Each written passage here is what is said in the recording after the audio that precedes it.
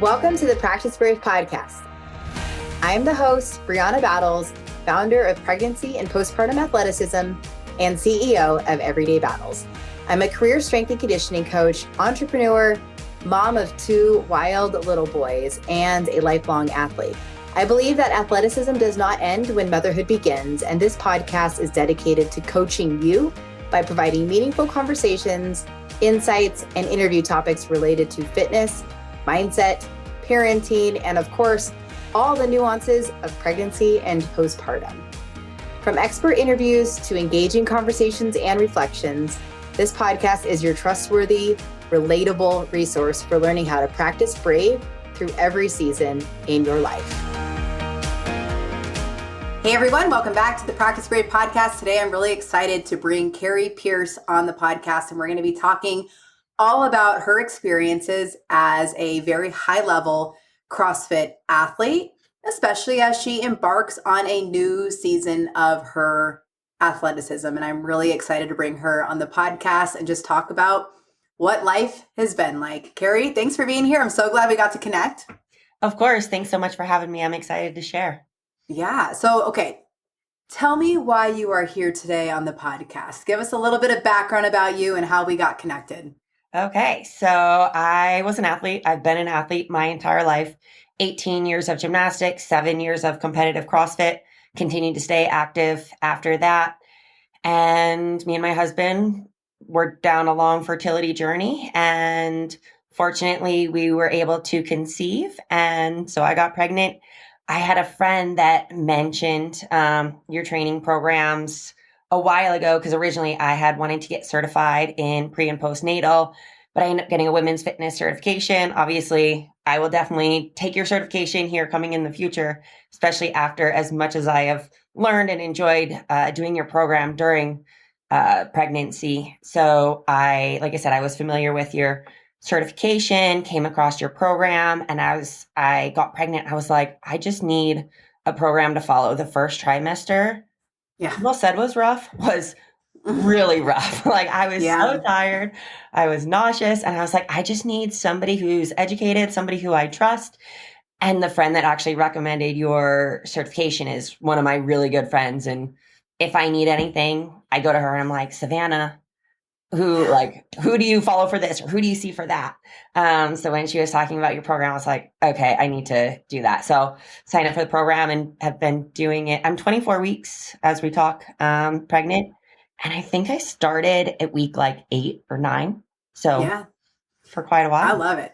Yeah. Well, shout out Savannah. Thank you for connecting us. We were talking earlier, like, I'm always so grateful for those of you who are just like just out there like yapping and passing this information around. And you guys are truly like the first line of defense for helping get better information out there and being the supporters and resources for women and female athletes who are navigating these chapters. So I just wanted to say that. And I'm very grateful that, I've worked with so many different athletes, and there's just different themes and things we can recognize that a lot of high-level athletes do. They either assume that they know everything and they don't need any help and that they got this and pregnancy is no big deal.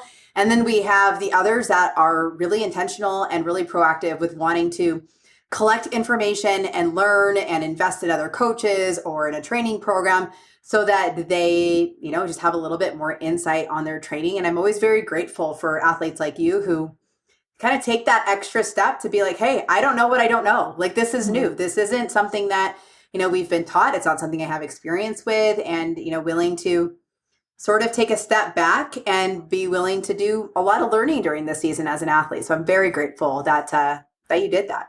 Yeah. Thank you. Well, I'm grateful for you too, because like you said, this journey is so different from everything else. And I've, coached a lot of women. I've written training programs, but the pregnancy workouts and training is so different, and your body is going through such extreme changes, especially in the second trimester. Like the little bit that I've been through, I'm like, my body is changing so rapidly. And absolutely, I feel like this is a time period you want to make sure you're doing things right, because if you don't, then you're probably going to pay for it in the long term. So I love learning from, people that I trust and people that are well educated. So it's been a fun learning experience so far, and I'm excited to keep it going. Well, thank you for saying that. Let's talk a little bit and like rewind a little bit.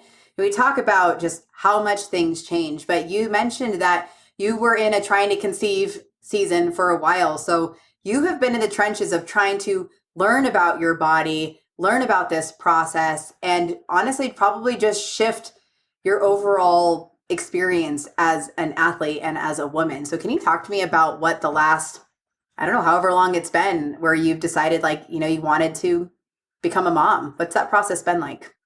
Yeah, so I was an athlete, like I said, many, many years, 20 something, 27 years, I think, Yeah. of competing. And when you're competing, I was just so focused on my body and my performance and my looks and Yeah. never necessarily my health. And Yeah. I didn't want to do anything that could potentially like harm, how successful I was as an athlete. So I just kept doing what I was doing. And then when I retired, I had met my now husband at the beginning of that year, and I never knew if I really wanted kids. I thought maybe I did, and then after meeting him, I was like, okay, it's definitely a lot more likely now than it ever has Yeah. been. And I was like, and I'm done being an athlete. Like, I need to figure out my body. Like, I didn't have a regular period ever, and like Yeah. doctors always said, take birth control, and then you learn it's like that's not actually fixing anything. Like, it's not even a band-aid because it's not even a real period. Right. So I tried to, learn and do things myself for a while. And then I ended up meeting up with a nutritionist, and she had me get Jen Ryan. She was the nutritionist. She had me get a full blood panel, and I just saw my hormones were all over the place. So worked with her for a while, and then things were progressing, but not quite the way that we wanted. So then I ended up seeing a fertility doctor later that year, and she, really said that I needed to reduce my stress, mental, physical. I had to add some padding, aka body fat. Yeah. And I think just hearing all of that, it was such a shock and it was really hard. But I knew that I was approaching a new season of life and my body would change. So Yeah. I feel like that kind of started shifting in my body. And, then eventually I was able to get a regular period later on. Then about a year afterward, me and my husband were able to conceive. But it was a big physical change, a big mental change. Like you said, just learning to train for different things. And then even training for fertility. And then now I'm, training for pregnancy. So there's like these different Yeah. stages that I've been through. I'm so grateful that you shared that because I think that, especially as female athletes and those of them that grew up being a female athlete, it sort of gets glorified to be really fit and what we're able to do performance wise, maybe how lean we are, but that not always being a great indication of how actually healthy we are from the inside out. And that's the thing about motherhood in general is it truly reveals how healthy are we actually from the inside out, mentally, physically, emotionally, spiritually, like all these different things where we have to make some adjustments to our training and our overall approach to life as an athlete. But that can be so hard and so humbling when we've attached a lot of our identity to our ability or to what we look like aesthetically. Yeah. And that was actually one of the conversations that I had with my friend Savannah too, is just like, Yeah. okay, as I'm going through this new season, like as I was changing my training, it's like, what's harder for you to deal with? Like the changes like physically that you can see in your body or the performance aspect? Like you can't Yeah. do things like that you used to be able to do. And I was like, I mean, where I was at right then, I was like physically, because Yeah. as you said, a big part of going through what I have is you look healthy on the outside. Everyone looks at you. You're the pinnacle of health. And Right. then you find out on the inside, you're not. And like those Right. two things can be so different. And Right. that's now I'm like, okay, yes, I need to be healthy. Exactly like you said, from the inside out. Yeah. And that's a steep learning curve. Like, and it could be, it's like almost embarrassing to some points. Like there might be like some shame attached to that. And then just like a lot of undoing, a lot of unlearning, and then a lot of like figuring out new layers of grace. Where like maybe the average person would look at you and be like, oh my God, you're still so lean and you're still so fit. But you're like, but not compared to what I was, And I think that's the continual self battle that we all have. But ultimately, I say that like motherhood is our greatest, it's our greatest teacher in so many ways because we are forced to deal with all of our toxic bullshit that has ruled us that maybe we've been able to get away with for a long time, but motherhood forces it to be revealed. Whether that's a history of an eating disorder and now we're triggered as we're seeing our body gain weight during pregnancy or trying to conceive, even postpartum, where you're like, I don't like what my body looks like, so I'm going to restrict our relationship with our exercise, our relationship with our body, and any body dysmorphia. Just so many things get revealed that we're like, okay, I get it. I ignored this for so long, but now I'm being forced to deal with it because it's truly affecting the season of life I'm in for the first time ever. Because it's no longer about just us. Now there's a baby involved, either a baby that we want or a baby that we are growing or a baby that we currently have. It forces you to sort of shift your approach in so many ways. Yeah, no, definitely. And that was definitely something that helped me through the journey, is just like remembering like, okay, this isn't just for me. Like now this is for me. This is for my husband. This is for our future child. And even now, like as I'm going through and like each week, I'm like, my belly is getting bigger. And I mean, there's still days where I look in the mirror and I'm like, oh yeah, like I'm pregnant. This is amazing. Like there's a little girl in there. And then there's other days where I like look in the mirror and I'm like, oh, you're so fat. Like look at your big belly. And so it's hard. And I mean, you still go back to like, there's this amazing gift. Like I have this child that I'm growing inside me. And I always have to go back to that. And even on the hard days, you just have to keep reminding yourself of that because it is bigger than, and like you said, it has revealed a lot in things that I knew that I need to work on, but I'm constantly working on, but have gotten night and day better. Still work in progress, probably always, but definitely body image, eating, all of that stuff that started when I was, a teenager from gymnastics. Totally. And it's like, so we don't even realize how much of like our early childhood sport experiences just sort of follow us in so many ways. Your background in gymnastics absolutely served you as a CrossFitter. And now it's saying, well, what part of that's going to keep serving me and what part of that do I have to start to undo in different ways? And we all have to face that at some point where, what we were able to compensate with prior isn't necessarily what we're still able to maintain now. And as we move into mothers and are raising the next generation of little athletes, how do we want their life experiences to be? It's going to be what you want for your daughter is going to be different than what you had in many ways. So that's just sort of like this natural evolution of growth. And it's really positive that you've been able to navigate these seasons so far with such, I guess, like intention and humility of being willing to change some things or just address things that were, to ultimately help you both. Thank you. And yeah, like you said, it hasn't been easy, but I know it'll be worth it. And I know that I can teach her things, that I learned, ways that I messed up or, just to make her healthy from a young age and, do the best that I can with any body image issues, eating disorders, anything like that as well. Cause it was hard. It's hard to deal with, as many females know. Yeah. And if I can help her and help other little ones, that'll be amazing too. No, absolutely. And I tell people like, it just exists on such a spectrum. So even if you're like, I didn't have an eating disorder, but it's like, we are still, when you're an athlete in any capacity, if that's something you identify with, you are probably more hyper aware of your body and your food and little changes that others wouldn't notice. We just have a different level of awareness. And again, that intensity of it exists across a major spectrum, but ultimately it's something that we care about. It's hard to see your body change. It is hard to adjust aspects of your lifestyle to accommodate where you're at right now. It's hard during pregnancy, and I'd argue that it's even harder postpartum. And I know we were talking about that a little bit before we started recording, but just, really trying to leverage this as a significant growth opportunity for who you're becoming as an athlete and as a mom. Thank you. And yeah, I agree. Like any athlete, to be successful too, like you have to be that way. You have to be so extreme and so intense, like, because otherwise somebody else out there is going to be that extreme and they're going to be better than you. So I feel like that's the mentality that I always had in an athlete. And one of the reasons I was so successful.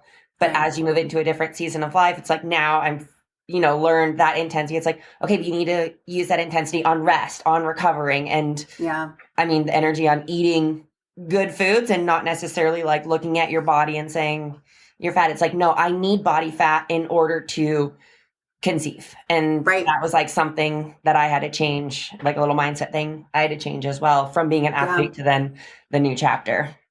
Yeah. I mean, and it sounds like you've done such a good job of like leveraging that athlete brain that we were talking about, where it's so hard because we are programmed. We are programmed to push through that pain and discomfort, maybe physically. We're programmed into the thinking like, well, I should do more. Someone else is doing more. And like, just kind of, again, just having a high drive and being like a high performer, but in like every capacity of life. And sometimes pregnancy and postpartum motherhood calls for a different, to have our intensity channeled in different ways. And that is a steep learning curve. It is a steep learning curve, one that I'm still learning, and I've been in this for a long time, and it still creeps up, right? I'm like, oh man, I thought I was past this. No, oh, okay.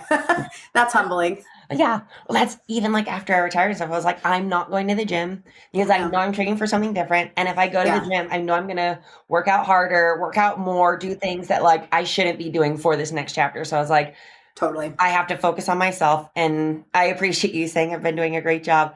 It is Yeah. really hard though, like you said, and it Yeah. did take a long time. And Yeah. it's, like any athlete who's been competitive many years, you have all of those years that you're trying to now change. And I wouldn't say Yeah. undo because I've learned so much from them and like Right. the discipline, motivation, like all that stuff still continue to this day. It's just that intensity of like where to put it. And it's okay to Yeah. rest. And that's something like I've never been good at. But it's like, no, like you need to learn that. You need to do more self-care. Yeah. So just, changing the intensity from, working out hard. It's like, now I need to rest hard or I need to Yeah. meditate and like focus on like meditate hard, I guess is just like Yeah. fully just relaxing, Absolutely. Yeah. There's like definitely an athletic maturity that is gained through this process. And some people kind of get it early on, and others it takes just being further into the process to start acquiring that. But ultimately that is what will serve you the most when you're on the other side. Because we were saying, again, before we started recording, we were just like yapping, like, it's not just about pregnancy and postpartum exercise. It's about this lifetime of athleticism, and then leveraging these seasons to just better support you across your long-term quality of life and performance, whatever that might look like. Yeah, because I want to, work out during pregnancy. I want to be able to be fully functioning, like athlete wise, after I'm pregnant and everything too. So just being smart in this season, I know is so important because, I have that extra 5-10 pounds to the barbell right now. I'm like, you probably shouldn't do that. And I don't need to. So I need to like shut that athlete brain off because now is so important. But then I know postpartum is going to be way harder, but probably even more important to being healthy for the rest of my life, especially if I do end up wanting to conceive again and then be healthy in that pregnancy and then whatever is to follow. Like you said, it's a lifelong journey. And that's what I'm training for now is the longevity, the health and everything for me. And then obviously my children and my husband too. Yeah. And I mean, that's the best part. It really is. I feel like that's the best season of being an athlete for me now has been being an athlete as a mom and like raising little athletes and seeing just like how we can influence that and create families that really value like not just fitness, but like being athletic and using our bodies in really incredible ways. So it's pretty fun. And I always say that because I'm ahead of a lot of you that are listening to this podcast. And it just helps kind of see the forest through the trees when you're like, we get so zoomed in on where we're at right now, what our body looks like right now, what our training is like, that it can feel really frustrating, really depressing, really defeating. Where you're like, maybe you go from wanting to work out all the time and your volume was really high, your intensity was really high, your loads were really high. And now you're like, what is even the point? Like, this sucks. This sucks to like have to change or not have the energy to train the way that I want to. And so on that note, can you tell me, like, compare and contrast, what was your training like as a CrossFit Games athlete in contrast to what your training is like right now? So when I was a CrossFit Games athlete, usually trained 4 to 6 hours, around 5 days a week. Very intense. Almost every part of my workout had intensity. So I would do 2 a days. Usually the first session was an hour to an hour and a half, usually every once in a while, 2 hours. Then I would take a break, have a meal, and then another session that was around 3 hours, give or take 3.5. The first session was usually like some sort of monostructural work, rowing intervals, running intervals. Like I said, something that would be a longer session. And then the second session for the day would be weightlifting, some sort of like clean, snatch, something like that, a strength piece, accessory, a metcon, and sometimes gymnastics skill. So 4 to 6 hours, 5 days a week. A lot of volume. Yeah, a lot of volume. And like I said, almost everything I did, you hit with intensity, so like the intervals, I mean, yeah, you'd start off like maybe moderately slow, but then as you build up, you're going ham. The Metcon every day, almost you're going as hard as you can. Then the 6th day would be either rowing intervals or a swim, some sort of monostructural work. That was usually an hour, sometimes an hour and a half, like full session, including warm up, the workout and cool down and everything. And then I would have one complete day of rest. So yeah, a lot of volume, a lot of intensity, and yeah, just a lot of fitness. And your days were like basically centered around working out. Right. And now making the transition. Yeah. Because I think a lot of people can relate to this. Obviously, most of us are not CrossFit Games athletes and not training that level of that volume or that intensity. But maybe we were used to lifting heavier or spending more time in the gym or being able to hit a CrossFit class 5 days a week.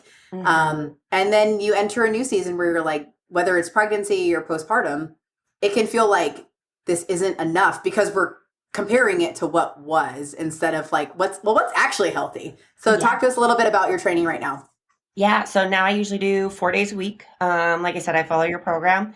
Yeah. And then usually on a 5th day, I might add like some zone 2, like 30 to 40 minutes of just move and groove, sweat a little bit, because that athlete in me, I was like, I want to do a little extra cardio. So do that. And the workouts have a little warm up, full body warm up for the most part, some prehab in there, which includes breathing. And as we were talking about first, I wasn't the best at doing it. And then now I've had like a little bit of pelvic floor pain. So I'm like, that's probably the most important part of the workout is like learning to breathe and doing that prehab stuff. So it's in the programming. I did it. Now I'm focused more on it. And there's that prehab section.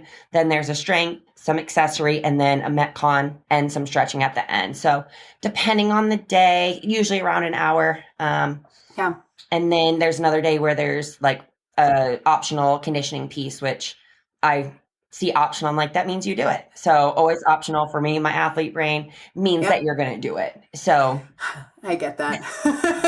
That's why it's there, because, but, sometimes we like to give the permission because sometimes people do need the permission. But I do feel like it is really hard to feel like less is more, even though we do know that as athletes, like we do know that like sometimes less is more, that quality over quantity. And there's certainly a time and a place for intensity and for quantity. But right now, that's just not really the focus. You can still have a good workout, a well-rounded, well-structured workout that prioritizes strength and hypertrophy and long-term performance without like having to get your ass kicked, No, and that's been something like even through pregnancy, it's like, okay, you don't need to max out with your lifts. Like make sure that you can like breathe throughout because that's more important than like max effort lifting. I need to like grunt the last rep out. So even the intensity is like not only the volume and time, but the intensity is lower. And like sometimes with the Metcons, I remember when I competed, I would warm up sometimes 20 minutes for even a 10-minute workout because it's like, I need to make sure I get my heart rate up. I got to try every movement. Where now it's like, okay, set it up, feel each movement real quick. Okay, get into it. And so just, I feel like that mindset of training has changed, but it also is just nice because half the time I don't start a timer unless it's like an EMOM or a 10-minute AMRAP, then I will. But if it's like 4 rounds of 3 exercises, I don't even set a clock. So I'm like, I don't need to worry what my time is. I need to turn off. If I'm pushing and I feel good about my effort, that matters more than the time on the clock. So I've had to like shift that mentality. And that's like a great example of the athletic maturity that we were talking about, where it's like you gain perspective on like, how do I feel? It's more like of a qualitative experience where you know that you're getting the physiological benefit, but then you're also getting like the qualitative experience where it's not attached to a data point or an outcome or being like exhausted on the floor, breathing hard as being like, or a PR that you set or working close to a PR or off of a percentage. Like sometimes it can actually just be about the qualitative experience of working out. And that gives you so much freedom as an athlete that I think athletes are so afraid to do because it feels like it's less than or like not good enough. But ultimately, that is the way, that is the pathway to that lifetime of athleticism. You're not always going to be chasing PRs or data points or whatever. Like we're in this for longevity and we can still push the pace here and there. But there's just a time and place for that. Yeah. And it's funny, even as you were like talking, it makes me think, cause like when I was competing for the games, I was so exhausted every day after my workouts. I was just like laying on the couch. I'm tired. Like I would do work or do whatever I had to do. But now days that I'm tired, I'm unmotivated. Like I'm like, I don't want to work out. It's like, just go work out. Yeah. And afterward, I feel so much better. So it's like the opposite where it's like now I do the workouts, you know, for me and for my future child. And then also to have more energy versus before it was like you're pushing yourself so hard all the time. You're lifting so much, which you have to do as an athlete. Right. But then now it's like for that long term, that longevity, I'm like, I feel so much better after I work out and after I've moved my body. Yep. Oh, there's a time and a place for everything. And I think when more female athletes, when they're in the seasons of pregnancy and postpartum, can give themselves the grace to be like, I am still fit. I'm still athletic. I'm just training for the body and the season I'm in right now. And it's not about maintaining. I think that's the big myth that so many women experience, but especially like my CrossFitters, like they want to keep maintaining. They want to keep doing the class workouts in the same way that they were prior. They want to keep hitting the same loads. They want to keep doing the pull-ups or keep doing the box jumps or keep doing whatever it might be. They're so desperate to even maintain that they're not really willing to deload variables of their training because it feels like, well, I'm going to lose it then. I don't want to lose it. And I was part of that camp for sure with my first son, of just being afraid that meant I was going to lose like performance markers or ability. But ultimately, when you do deload and do take a step back, you are preserving those abilities. You're preserving them, but it's so hard to think like that. Yeah. See, I'm like, I can preserve those abilities. I can like, go a little lighter now. Soon I'm going to have that mom strength. So I'm just going to work off that. I'm just kidding. It's so fun. Like, I love when people are like, you're a mom. And I'm like, yes, thank you. Thank you for saying that. They're like, you're so strong. And I'm like, dude, I know. But it's funny because it's like, even if I'm not lifting the way that I used to, like, I just don't really want to. That's not what I'm training for right now. It's our foundation of strength and fitness stays with you. Like, you don't lose it like that. You've created a baseline. And that's what I wish every athlete mom knew, is like your baseline will serve you forever, even if it looks different.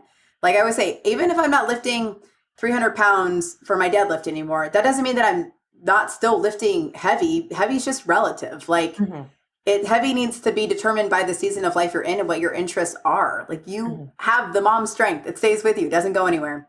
Yeah. Just a great like opportunity to unlock a new level of who you're becoming as an athlete. Yeah. So what has been like one of the biggest struggles for you within your training? Has it been adapting that intensity? Has it been the mindset, the nutrition? Which part has been hardest for you? I think it's the mindset part of adjusting almost everything, especially slowing down, especially after stopping competing. Then I was so used to looking a certain way, being able to do certain lifts, being able to run a mile in a certain time or row at a certain time, like all of these certain like benchmarks that I had for myself. And then you start slowing down and you're like, am I going to lose all of that? And like in your mind, you're like, yes, I am. But also, why do I need to be able to run a 6-minute mile or be able to do a 400-pound deadlift? Like, I don't need to do any of those things. And now I'm going to be focusing, like right when I was done, it took a while, to turn off that athlete brain. And as we said, still working on it. But just thinking of longevity, like I can't train this way for the rest of my life. I want to find something that is more sustainable, 90% of the days. And then, every once in a while, it's like, no, I want to be an athlete. I need to turn on that mindset, and turn off that mindset. So it definitely is the mindset that I think is the most important part of everything, because it all stems from your mindset. And that's been something like so important to relearn and retrain. And no matter how many times you tell yourself like you're in a different season, you still look and think back to the way that people know you. And like they know you as an athlete, this CrossFit Games athlete, this podium, this fittest woman in America, all these different accomplishments and stuff that you have. And it still is hard to like kind of let that go and be like, well, that's not going to be me anymore. Like I can't deadlift that. And like I said, I didn't go to the gym for a while because in my mind, whether anyone else was comparing me or not, in my mind, I wanted to be the fittest that was there. And I knew with the reduced volume, intensity, everything that I was doing, that wouldn't be me. There's super fit people in the gym. Like, I don't even want to do that. And for a while, I'd work out with my husband. And if I would beat him by 10 seconds, he's like, I only lost to you by 10 seconds. I'm like, I don't want to, I just want to work out for fun. Like, and so after I would, I'd be like, I'm not comparing myself to you. Like, and so it's just, trying to change that mindset was definitely hard. I'm like, I just need to work out with myself for a while. And I mean, we would end up doing workouts in different weights or different elements, whatever it was. But I was like, I just need to focus on this myself for a while and not put myself in those situations that I know wouldn't benefit me for my long-term goals. And that's so smart, because that is something that so many people struggle with, is that comparison to other people in the gym, or the expectations, whether it's self or that we assume others have of us. And then feeling like I'm basically like, just, I need to work harder because that's what's expected of me. But ultimately, like, that's such a big piece of that mindset and of improving, is putting yourself in an environment where you're not being forced to compare, whether you want to or not. And we see that on social media. We were talking about that before too, where it's like, well, you see so-and-so who was doing this during pregnancy, or this person who got back to competing at X amount of weeks or months postpartum. And you almost are like, is that what's normal? Is that what I should be doing? And then as athletes, again, we have that athlete brain where we're like, well, if she could do it, I can do it. If that was okay for her, why wouldn't I be able to do it? I'm a better athlete, or I'm an equal to that kind of athlete. And we kind of look and compare, whether we want to or not, to these people that we see in the gym with us or on the internet, and sort of regulate our self expectations based on what they're seeing, instead of like what we need to be healthy. So sometimes it does take removing yourself either from following somebody or from being in an environment that ultimately feels more triggering than it does enjoyable. And that can be really hard, because so many of us find our happy place by being there. But sometimes it doesn't say your happy place during certain seasons that are just more vulnerable for you. So you have to be training in a place and in a way, and consuming content and info that's not going to derail you from what you need right now.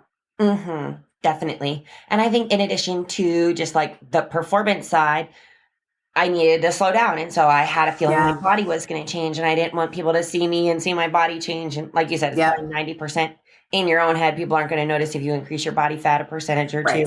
But in your mind, you're like, my body's completely changing. Like, I'm going to look different. Everyone's going to judge me for it. And so I'm like, I'm just going to stay away. I'm going to try and focus on myself and focus on like this new journey that I'm going down, and try and let go of 100% of how I look. Like, my body's going to change, but I need to embrace it for what is ahead.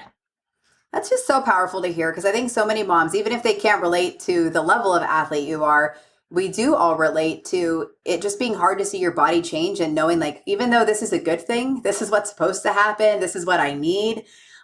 We just do. We hold so much of our identity, and sometimes even like our worth, to how lean we are, what we look like, what we can do. And it just becomes so mentally challenging to surrender to these changes, because ultimately this is positive, but it can still be hard. It's like both this, it's just really complex emotions, because these things coexist, where it's hard to see things change, but ultimately it's exactly what you want. Yeah. And it's like people see the outside, which we said earlier, like the outside doesn't necessarily tell like how healthy you are or anything either. Like it's the inside and what's going on with your hormones and everything that is, really important, especially for long-term health and longevity. Yeah, absolutely. And now I want to talk a little bit about, we've talked about the intensity, we've talked about what, adjustments you've had to make mentally, what your training's been like. Let's talk about you as a female athlete in general, because again, while your avatar of a human is like a very high level performance, most of us are not at that level of athleticism, but you have a history of gymnastics, you have a long history of CrossFit, and you have a long history of overall being I call them a high tension human. We hold a lot of tension in our abs. We hold a lot of tension in our traps. We hold a lot of tension in our glutes and pelvic floor. And one thing we've talked about is trying to down regulate some of that tension and not have everything be so intense. You talked about Kegels earlier, and I just want to use this as an opportunity to say, like, an athlete like you, which actually is so many people, it's just, again, across the spectrum, they don't need more tension. They don't need more contraction through Kegels or pelvic floor specific exercise for the most part. It's about reintegrating and down training some of that tension and those habits that you have as a gymnast and as a CrossFit athlete. How's that been for you? It's been hard.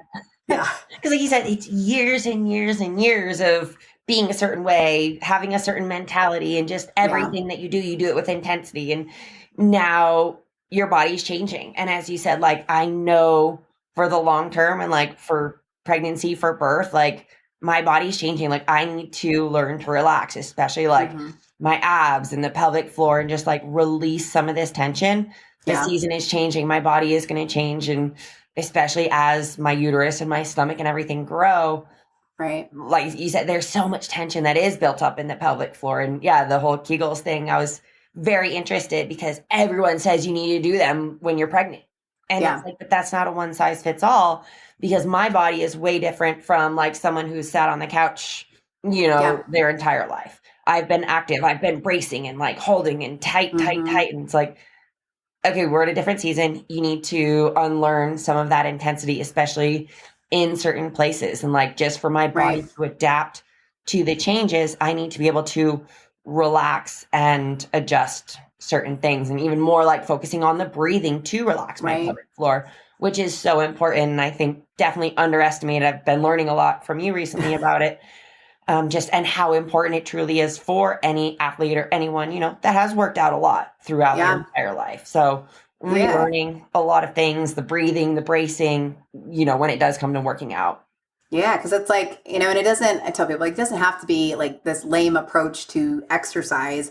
It's just about changing how we exercise, because as a gymnast, you've been taught hold tension in your core, and then everything with gymnastics, and same with like our dancers and stuff like that, and CrossFit athletes, it's a lot of extension. Everything in those sports like kind of reinforce extension.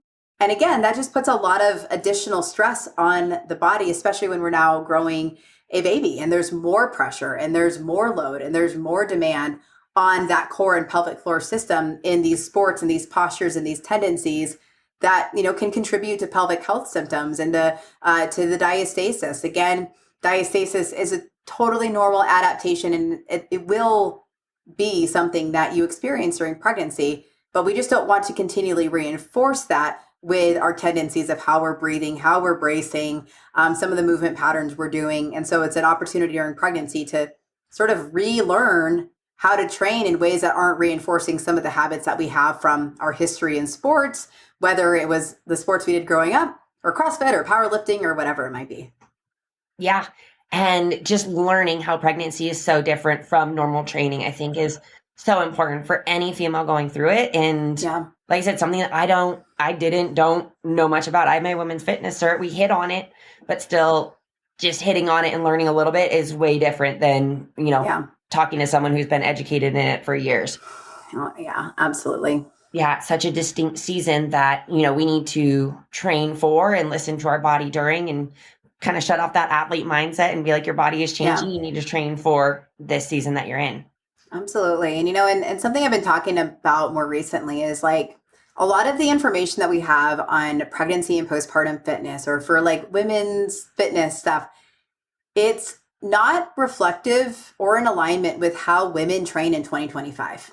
Like everyone is like, oh, I'm not an athlete. I'm like, but you've been in the gym training at CrossFit, at F45, at Orange Theory, at your boot camps, doing athletic stuff that the pre and postnatal industry, and honestly, like the scope of women's health information, is not designed for the way that women train today.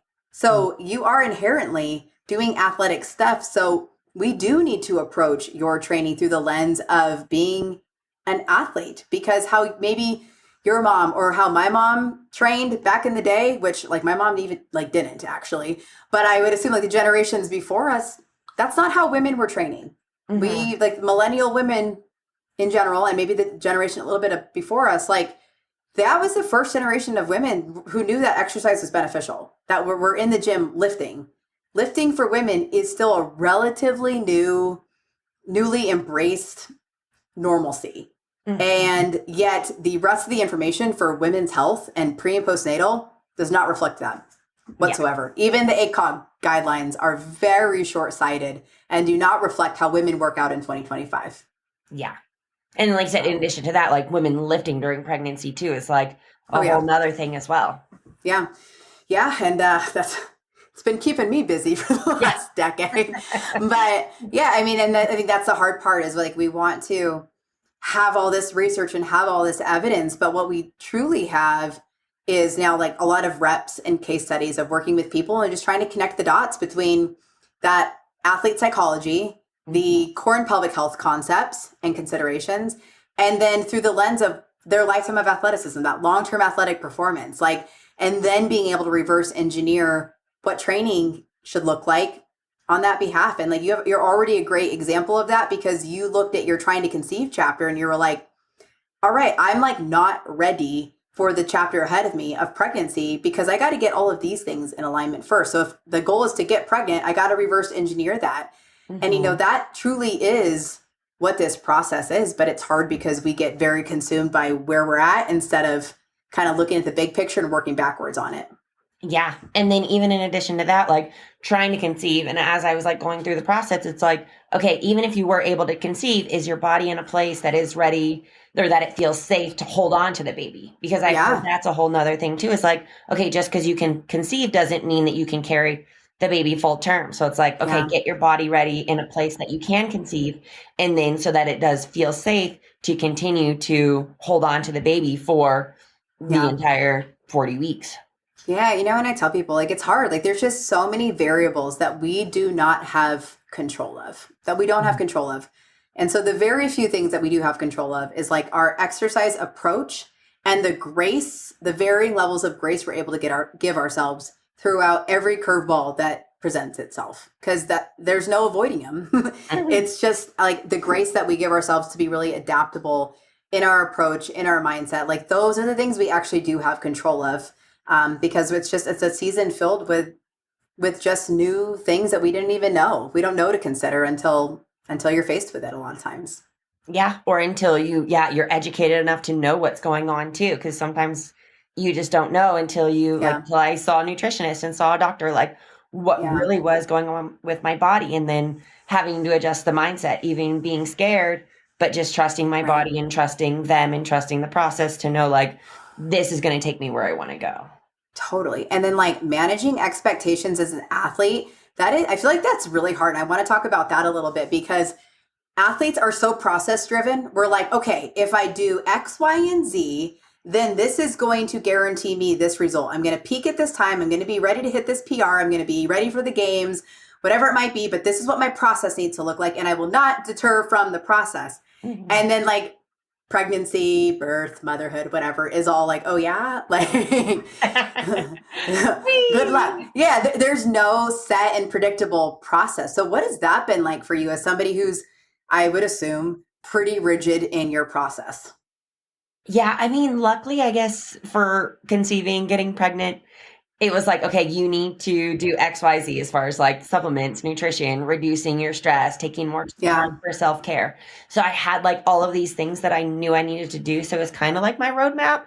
Yeah. And being, the intense person that I am, like, okay, when I was training, I was focused 100%. I'm on training, become the best gymnast I was first, then CrossFit athlete. And then now I'm like training for this new thing.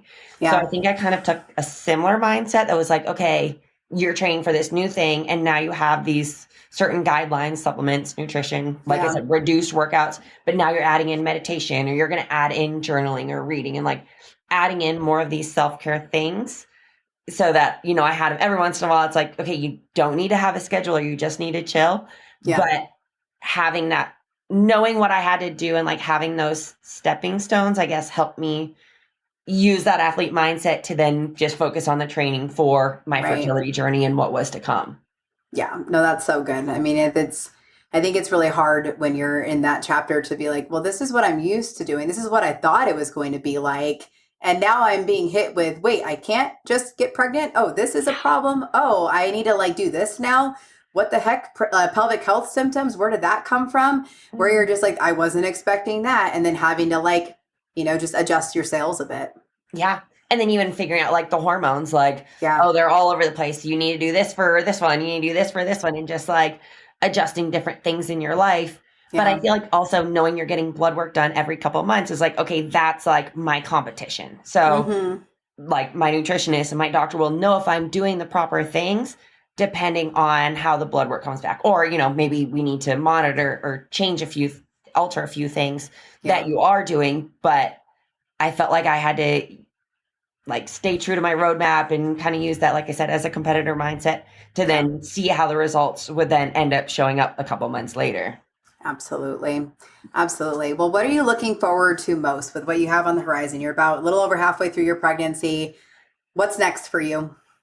Yeah, I mean, so I'm going to be releasing a business too. I do want to talk just more about all of this stuff, the journey I've been through, the hormones, the mindset, just because it has been such a wild ride. And I feel like Yeah. so many women feel like they're in it by themselves. And I mean, even Yeah. when I was going through it, a lot of it felt like I was in it alone. Like I have a great support system, which I feel like is incredible. And like my husband's been amazing by my side the whole time, the medical team, friends, family, everything, but Yeah. still you're the one going through it. And I feel like it is Yeah. lonely. It And is. even like just talking a little bit about it, women have come to me and just said like, I appreciate you sharing your journey. I was on something similar, or I want to learn more because I'm going to be going through that journey, whatever it is. And I think that's just so important, something that is missing. And even talking about being an athlete and having hypothyroidism and not having a period and just all these things that I was faced with my body. And like we talked about, the mindset is such a big thing. And like, how did you change it? So I want to be able to help women out there. And then I am Yeah. looking forward to being a mom as well. Like it's just going to be such a different journey. And I feel like I'll have a new motivation just for life. Yeah. With a little one, I'm like, she's going to be a mini me, hopefully. Yeah. So that'll be fun. And just the new experiences that come with it. I know it's going to be really hard, but then just having all these other moms to relate to and talk to and ask questions about and learn from and just really embrace this next chapter because I know it's going to be so Yeah. different from anything that I've done. And yeah, just focus on, that true body health and be able to show that to my daughter. Between me and my husband, obviously he's very active and works out and just, being healthy from the inside out and from a young age, like not just like saying that life is about how you look or be skinny and everything. So I don't know, I guess, a lot of different things to look forward to that I'm excited about. Yeah, you're entering like really incredible season of life. Mm-hmm. And, like we talked about at the beginning of this, like, athleticism does not end when motherhood begins and it's going to be different, but that different is the very thing that will create a lot of great opportunities. And I'm really excited for you. I'm excited to support you through these chapters and see where it all goes. Thank you. And I appreciate your program and everything you've done for me so far. I've learned so much from you, which has been awesome. Because like I said, I'm educated in women's fitness and everything, but this is just such a different journey. And so it's amazing just to be able to have someone like you to learn from and make sure that I'm doing it right, especially for my long-term health. Yeah, well, absolutely. Thank you so much for saying that. And where can people find out more about you? Yeah, mainly Instagram at Kari Pearce CrossFit. I have a Facebook page, Kari Pearce CrossFit Games athlete, and then my website, which I'm like redoing, but karipearce.com. All right, awesome. Well, thank you so much for sharing your time and your story on this podcast, and we're looking forward to following your journey as it progresses. Of course, and thank you so much for having me. I really enjoyed it. Thank you so much for listening to this episode of the Practice Brave podcast. If you enjoyed the show, please leave a review and help us spread the work we are doing to improve the overall information and messaging in the fitness industry and beyond. Now, if you are pregnant and you are looking for a trustworthy exercise program to follow, I have you covered. The Pregnant Athlete Training Program is a well-rounded program for pregnancy with workouts for each week that are appropriate for your changing body. That's 36 weeks of workouts, 3 to 4 workouts each week, and tons of guidance on exercise strategy. We also have an at-home version of that program. If you are postpartum and you're looking for an exercise program to follow, the 8-week postpartum athlete training program would be a really great way to help bridge the gap between rehab and the fitness you actually want to do. From there, we have the Practice Brave Fitness program, which is an ongoing strength conditioning program where you get new workouts each week and have a lot of guidance from myself and my co-coach, Heather Osby. This is the only way that I'm really offering ongoing coaching at this point in time.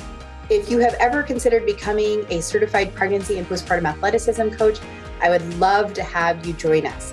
Pregnancy and Postpartum Athleticism is a self-paced online certification course that will up-level your coaching skills and help connect the dots between pelvic health and long-term athletic performance, especially during pregnancy and postpartum. Become who you needed and become who your online and local community needs by becoming a certified pregnancy and postpartum athleticism coach. Thank you again for listening to the Practice Brave podcast. I appreciate you. And please help me continue spreading this messaging, this information, and this work.